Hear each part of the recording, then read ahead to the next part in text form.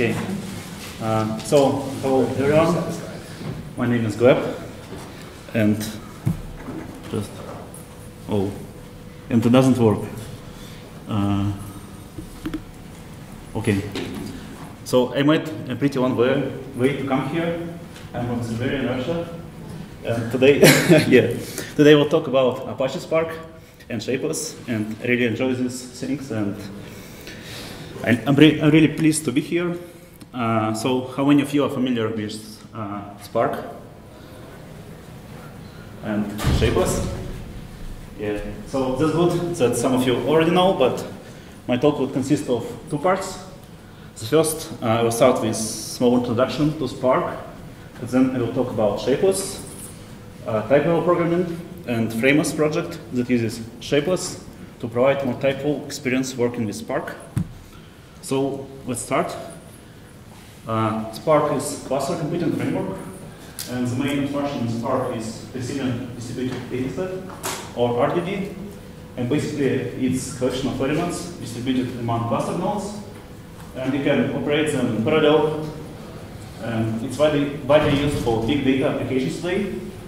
It's very fast thing, and as you can see, operations works mostly like Scala ones. You can map, filter, like union, RDBs, group by, and so on. And yeah, you can just use Scala functions, and there is some magic that serializes and deserializes stuff and passes them among nodes, and it somehow works. Sometimes it doesn't. Yeah, it's a very powerful thing, and all operations, like most part of operations are lazy.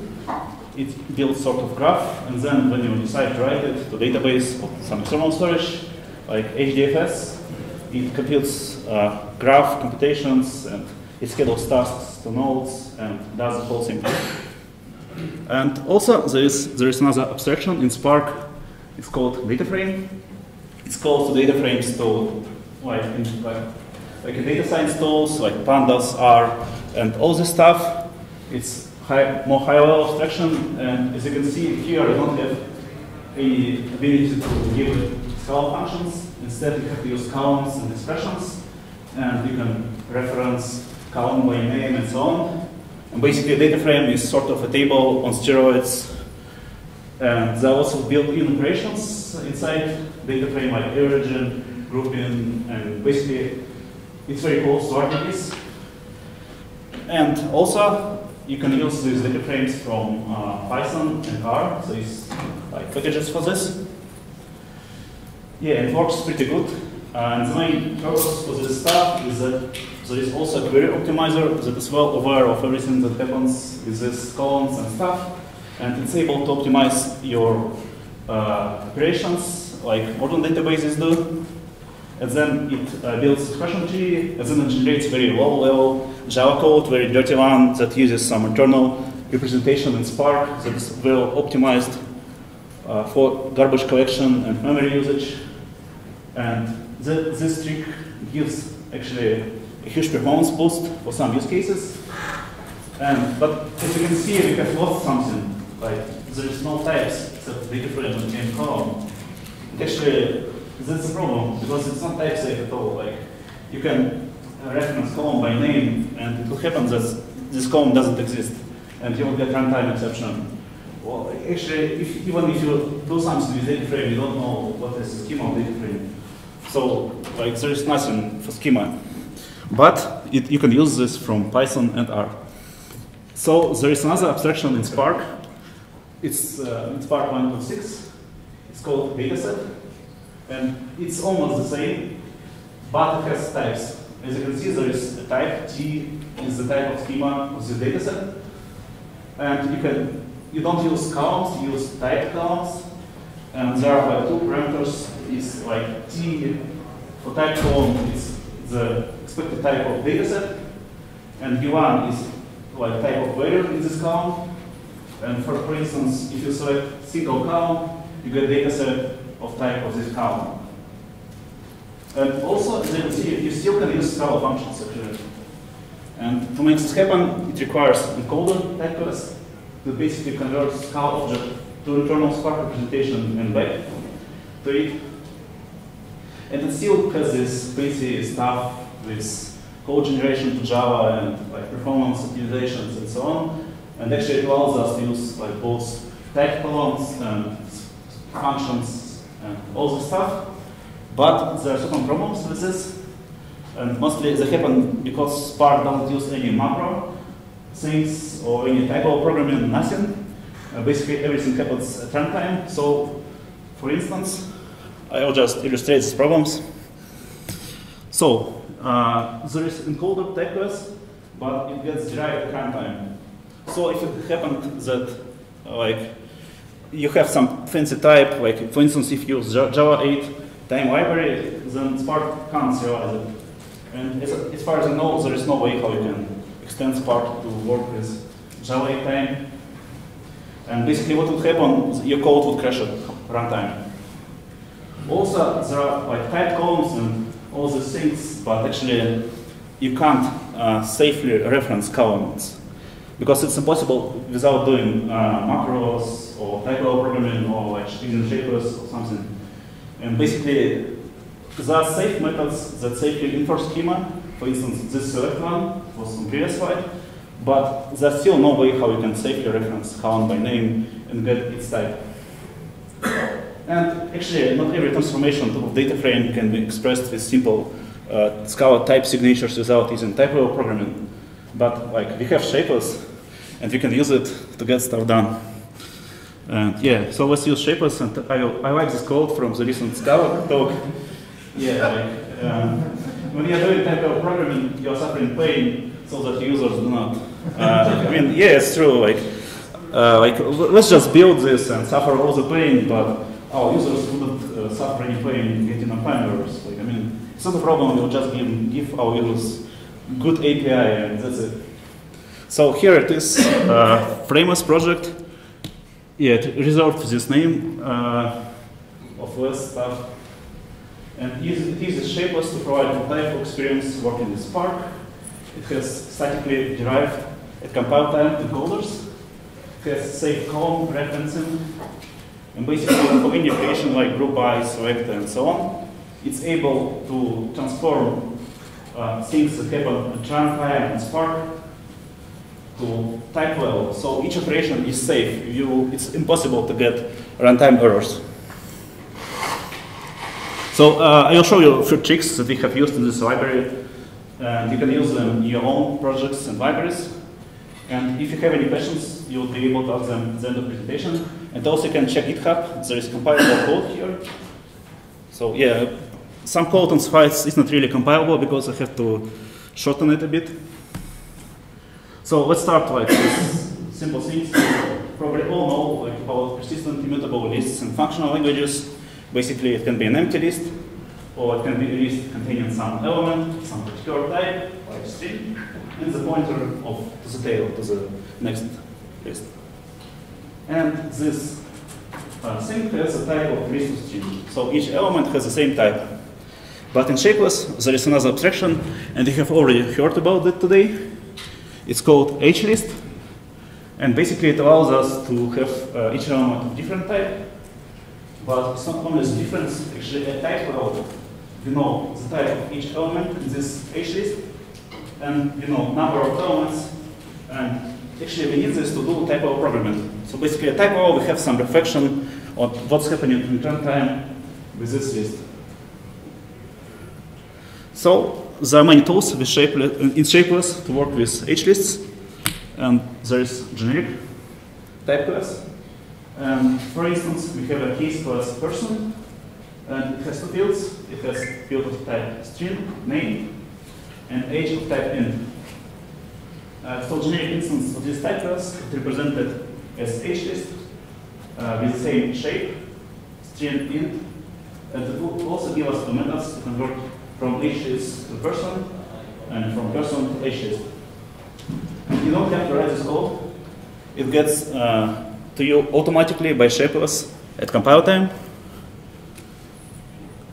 And also there is a concept of record. Basically record is the same HList, but each element has a label. And label corresponds to the name of field in case class. So here we have a label like string, and it has label name, and we have different element in, it has label age. But these labels, they don't exist at runtime. They only exist at type level. So there is no overhead, except like having a list. And there are also like these two functions. In Shapeless, you can find lots of interesting things for working with records and hash lists. And we will use some of them to get type safety in Spark. For instance, in Framers, we have exists type class that stands for type T, has column K, and type of column K is B. And in Scala, like we summon these type classes, these implicit conversions. So how we can do this?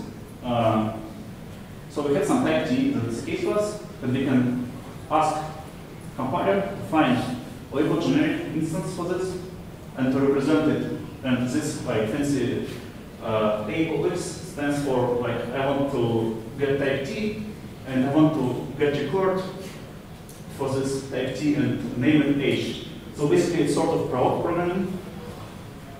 And then we can use this variable H, a type level, and it would be a record. And then in Shapeless there's also selector that is used for records, and it allows us to take a record, take a key, and take a value. So at compile time, compiler will take these constraints, like I need case class, I need record for this case class, and I want to find in this record some key, and it should have some particular type P. And if it wouldn't be able to solve this, it will give us this fancy error message saying that there is no column in this type. Yes? I'm curious as to why, maybe it's just like taking minutes, but I'm curious as to why V in this expression is actually a type parameter rather than using not selector aux. I have no idea, but otherwise it doesn't compile. I was thinking that you could use like selector dot. Yeah, that's what I did on the first try, but it didn't compile. Really? I don't know. Yes. Okay, there must be something that's indexing on V. That's interesting. Yeah, and how do we use it? So we have this data frame with unsafe column that takes a string and then returns us a column. And in Framers, we have something called typed dataset, even one typed dataset that has call method that requires existence of exists type class. But how do we use it? Like, I mean, we need to somehow push, for instance, we have constant value name, we need to somehow push it to a type level. And in Scala, there is a proven proposal to edit. It's called literal-based singleton types. And generally, many languages implement these singleton types. But currently, it's not implemented in Scala, but in Shapeless, there is like very magical stuff. It's called witness. And it actually allows us to use these things at type level. So we just write like, I want witness, and then at compile time, macro will change witness to type witness, and like type T inside witness to be equal to type level representation of symbol name. But it works only if value is constant. And this way you will be able to find implicit conversion like exists or not. And if you don't find it, we get this fancy error message. And it's kind of cool because we have just like by close to like 10 lines of Scala code, we have solved problems that people just spend lots of time on. So the next item in our agenda is statically deriving type classes, and I will do something else. Not with Spark, I will do JSON encoders. Probably all of you like just were pretty lazy to do it yourself, and it's pretty okay if you just use field names and get JSON objects for case classes, and the rest works, and you don't have to write it. So we have JSON encoder type class that encodes stuff to JSON. And there are like trivial things to encode, like string, just wrap it encodes, ins, just a number, HNIL, which stands for empty record, is just an empty record. And we can actually write a rule that would encode any kind of record. So the rule would be like, remember, records are just hashes. So if our record isn't empty, we take head of this record, and if you know how to encode this head to JSON, and if you know how to encode tail to JSON, and as soon as tail is record, we encode it as some JSON object. So we can just use encoder for our tail and just add new field. And we can get the name of this field with this witness stuff that we field. So how it would work? It would start with empty record. That would be just empty JSON object. Then we would add one field, and then another, and so on. Code didn't fit in one slide, so I have used some strict version of it, just to get an idea. So we have this primitive encoders, and we can build encoder for record with one field. Then using this encoder, we can build encoder for record with two fields. And now we can actually jump from records to case classes by using this label generic stuff. So to get encoder for person, we can use encoder for record that has the same shape. That's why it's called shapeless. Yeah, and basically we can get encoder for person. And on GitHub you can find complete compilable example of this stuff. Yeah, but in Spark it's a bit different. Like in Scala, when they derive type classes, you can compose functions as we did previously. But in Spark, it has code generator that generates low-level Java code, and it requires something that's called expression in Spark, and it has something called expression encoder. Yeah, and basically it requires us to work with expressions, but fortunately, these expressions are also composable, and I will show you how it would look like. There are lots of very horrible stuff happening inside, but if you want to encode case classes, you can use expressions like this. For instance, we can get value of a name by invoking method on a case class, and the same for age. Then we can create a structure for Spark just by calling these methods and encoding strings to internal Spark representation. Because Spark, it has some fancy encoding for strings. Yes, that's why we have to encode everything and so on. But this way we can actually build encoders for any case classes, and if case class has a field of another case class, we can compose these encoders and so on. And that's actually what we did in Frameless.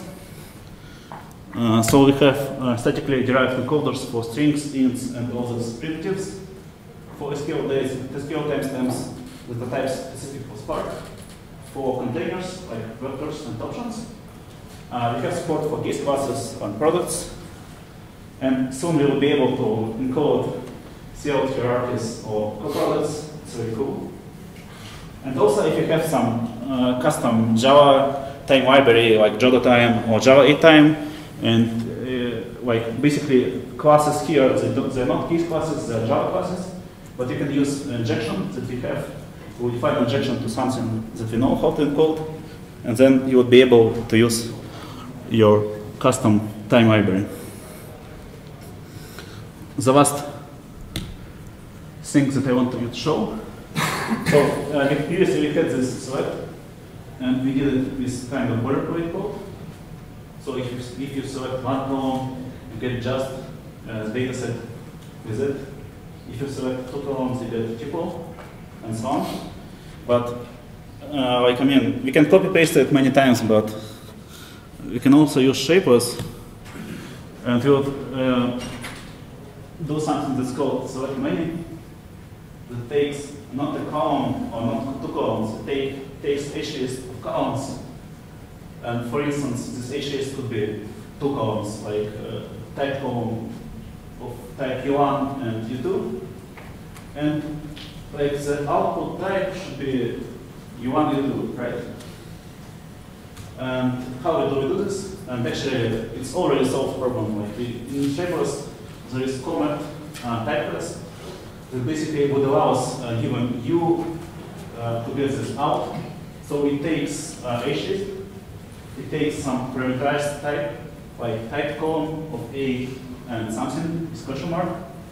and it outputs another HList. But the output HList would like get this parameterized type strip off. And then there's another type class we can just use and don't do anything. It takes HList and gives tuple as an output. And this code will compile for any number of elements in HList. I think almost any. But it actually requires our users to call it, to pass HLists. But we don't actually need this because, I mean, it's very strange, right?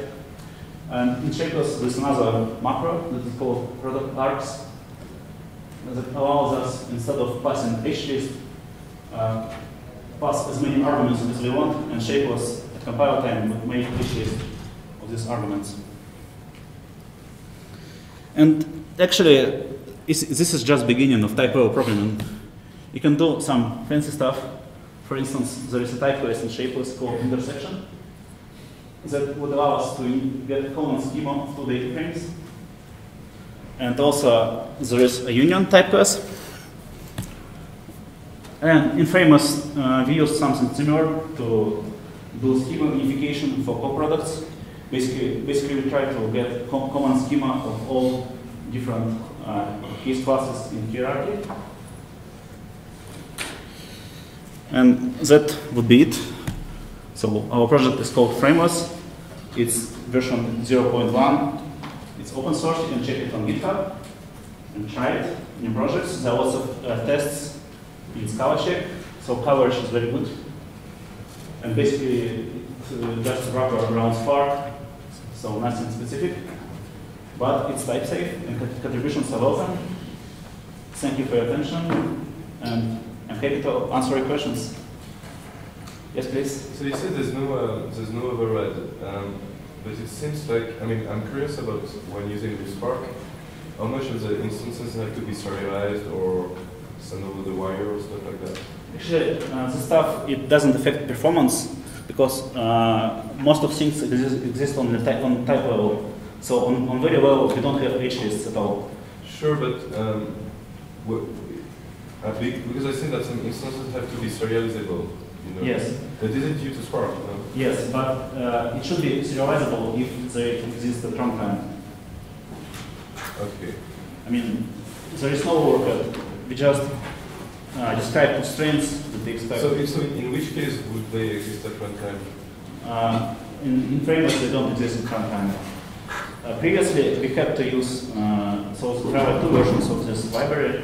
And in the first one, we actually used this runtime, HList, and so on. Okay. And there was work, but in Spark 1.6, they have introduced a way how you can avoid this. So is it due to the type column thing? That you don't have anymore to have the instance at runtime? This is just... because the type column thing is a new feature from Spark? Or? Yeah, it's due to encoders stuff, actually. Because encoders allow us to put value in Spark by generating Java code, but not by using any Shapeless stuff. So we don't have any Shapeless at runtime. We basically generate Java code using Shapeless. That's it. Any more questions? Okay, I think that's it. Thank you.